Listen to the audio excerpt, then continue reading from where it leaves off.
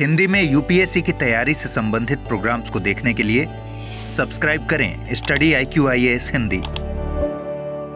नमस्कार, मैं हूं ओम द्विवेदी। स्वागत करता हूं आपका स्टडी IQIAS हिंदी के इस प्लेटफॉर्म पे और स्वागत है आपका मेरे करंट बर्निंग इश्यूज में।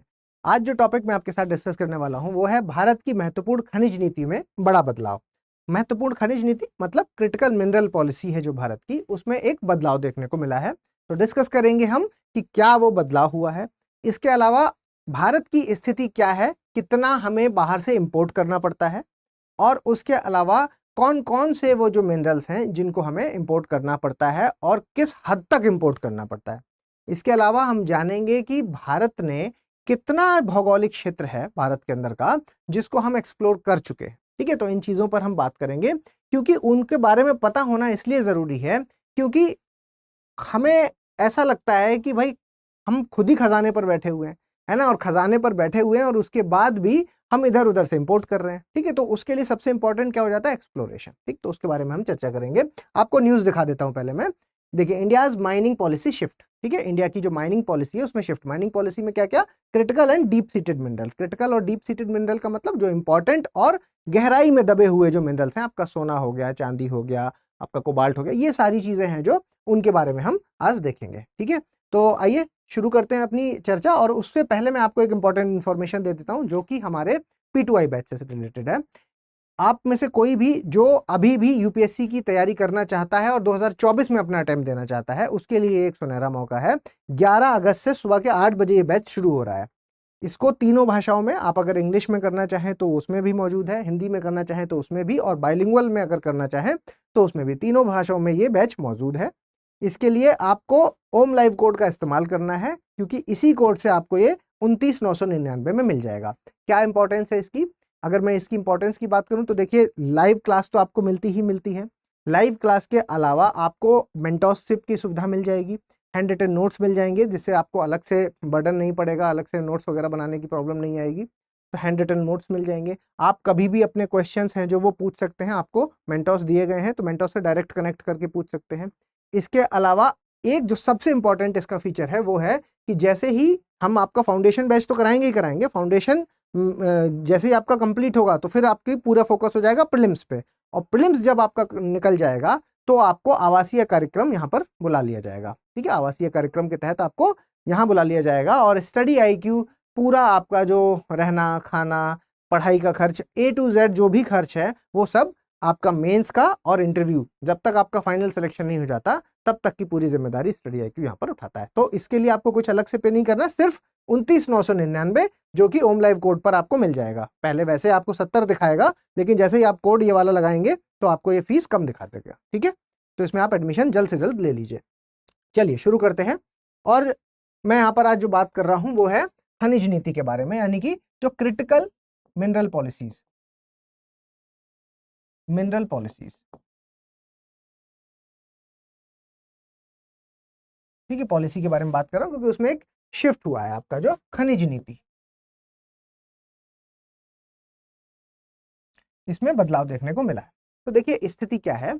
स्थिति ये है कि अगर हम अभी भारत की बात करते हैं तो भारत खनिज के मामले में बहुत ज्यादा आयात पर डिपेंडेंट है। ठीक है, अब आप ऐसे समझिए कि हम बहुत ज्यादा जब आयात करवाते हैं इन मिनरल्स का, और जिन देशों से हम करवाते हैं जिसमें से मुख्य एक देश का जिसका मैं नाम लेना चाहूंगा तो वो है चीन।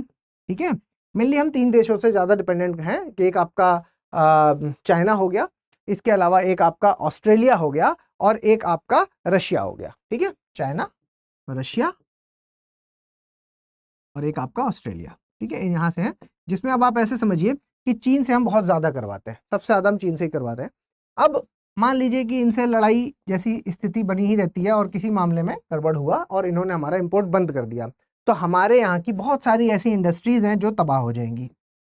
ठीक है, बहुत सारी ऐसी इंडस्ट्रीज हैं जिनको दिक्कत आ जाएगी, आपकी टेलीकॉम इंडस्ट्री हो जाएंगी, बहुत सारी दिक्कतें आ जाएंगी वहां से। ठीक है, क्योंकि चिप वगैरह आप समझ ही रहे हैं कि वो सिलिकॉन वगैरह का बड़ा एक इस मामले में इन्होंने बहुत अच्छी बढ़त हासिल कर रखी है मिनरल्स के मामले में। इवन कोबाल्ट को भी आप अगर देखेंगे, कोबाल्ट के मामले में इनके पास अच्छे रिजर्व्स हैं क्योंकि इन्होंने क्या कर रखा है? ओनरशिप राइट ले रखे हैं। कहां से ले रखे हैं?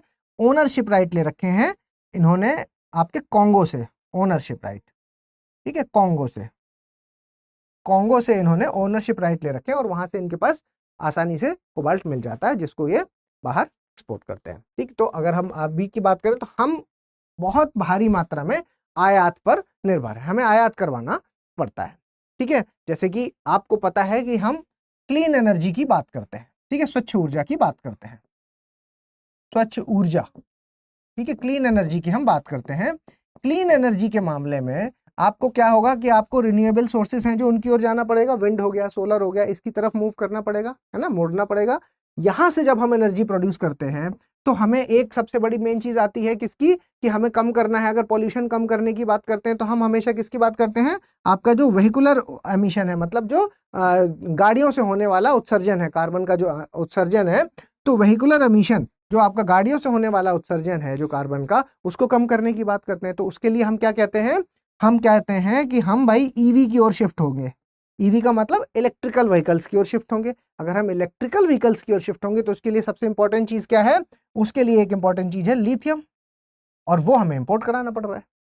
समझ रहे हैं आप? तो कहीं ना कहीं से हम चारों तरफ से क्रिटिकल मिनरल्स के मामले में दूसरे देशों पर पूरी तरीके से निर्भर दिखाई देते हैं। ठीक है, निर्भर दिखाई देते हैं। और अगर मैं निर्भरता का आपको लेवल बताऊं तो आप कहीं भी गूगल पे सर्च करेंगे तो आपको 30 जो मेन इंपॉर्टेंट मिनरल्स हैं उनकी लिस्ट मिल जाएगी। ठीक है, जिसमें से मैक्सिमम ऐसे हैं जिससे 100% आपका लिथियम है। ठीक है, 100% है ना, वेनेडियम है, 100% हमें क्या है, इंपोर्ट कराना पड़ता है।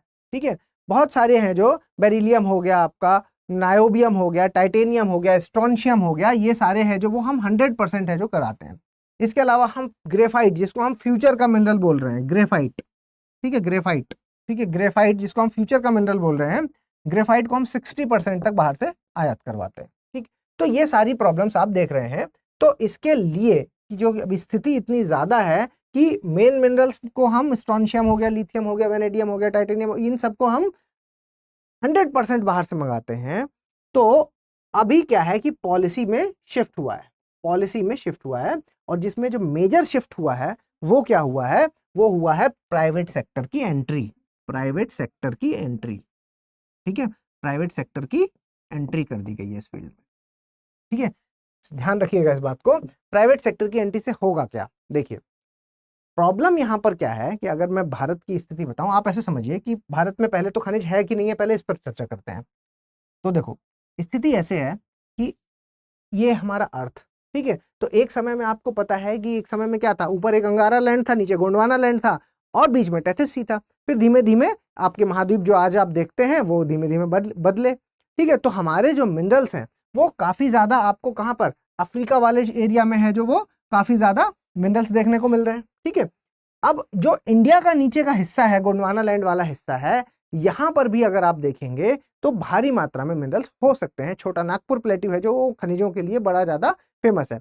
तो अगर हम आज भारत की स्थिति की अगर हम बात करते हैं कि भारत में क्या है और दूसरे देशों की स्थिति क्या है, तो दूसरे देशों में सबसे जो इंपॉर्टेंट चीज आती है वो है एक्सप्लोरेशन की। ठीक है, एक्सप्लोरेशन की इन लोगों ने क्या किया है कि अपनी जगह को एक्सप्लोर कर लिया है।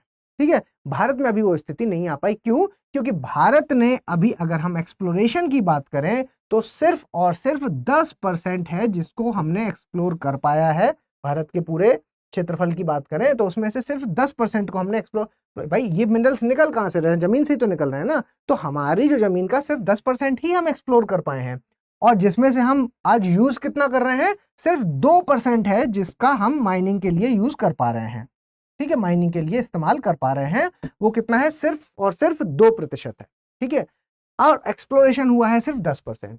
तो यहां पर जो मेन पॉइंट आ रहा है कि किस तरह से हमारा जो प्राइवेट सेक्टर है, प्राइवेट सेक्टर यहां पर हेल्प करेगा, वो है आपका एक्सप्लोरेशन वाला पार्ट। ठीक है, कि एक्सप्लोरेशन वाला पार्ट में हम बहुत ज्यादा कमजोर नजर आ रहे हैं। तो ये कि प्राइवेट सेक्टर की एंट्री से क्या होगा कि फंडिंग है जो यहाँ पर ज्यादा क्रिएट हो जाएगी। ठीक है, क्योंकि इस काम के लिए एक्सप्लोरेशन हम क्यों नहीं कर पाए, क्योंकि फंडिंग की प्रॉब्लम है, और फंडिंग की प्रॉब्लम है जो वो एकदम से तो बदल नहीं जाएगी कि भारत एकदम से सारा फंड इसी काम में लगा देगा, नहीं। तो सरकार के साथ साथ जब प्राइवेट सेक्टर की यहाँ एंट्री होगी और प्राइवेट सेक्टर यहाँ पर खनन में अपना जो योगदान देगा जिससे कि फंडिंग बढ़ेगी और उससे एक्सप्लोरेशन होगा, तो वो चीजें जो हम बाहर से मंगा रहे हैं, वो चीजें अगर हमें भारत के अंदर ही मिल गई, ठीक है, तो सारा तो नहीं मिल जाएगा, लेकिन हाँ मैक्सिमम हमें जो है वो भारत में मिल सकता है, ठीक है।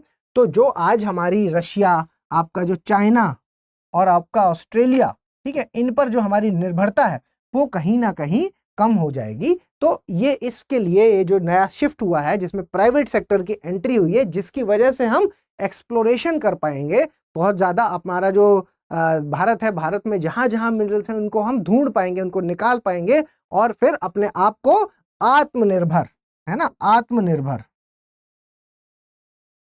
वाली जो कैटेगरी है उसमें डाल पाएंगे। समझ गए आप? तो ये जो पॉलिसी शिफ्ट है इससे किस तरीके से फायदा हो रहा है, ठीक है, तो ये चीजें आपको ध्यान में रखनी है। तो मेरे ख्याल से ये इंफॉर्मेशन आपको पसंद आई होगी। तो अगर ये इंफॉर्मेशन आपको पसंद आई है तो प्लीज लाइक, शेयर और सब्सक्राइब कर दीजिए। अगर आप मेरे साथ टेलीग्राम पे जुड़ना चाहते हैं तो किसी भी कोड को आप स्कैन करके मेरे साथ ग्रुप में या चैनल में जुड़ सकते हैं। और इसके अलावा अगर आप स्टडी IQ में कोई भी कोर्स परचेज करते हैं तो ओम लाइव कोड का इस्तेमाल करके उसको कम दामों में पा सकते हैं। जल्दी मिलेंगे अपने अगले लेक्चर में, तब तक के लिए धन्यवाद। हिंदी में UPSC की तैयारी से संबंधित प्रोग्राम्स को देखने के लिए सब्सक्राइब करें स्टडी IQ IAS हिंदी।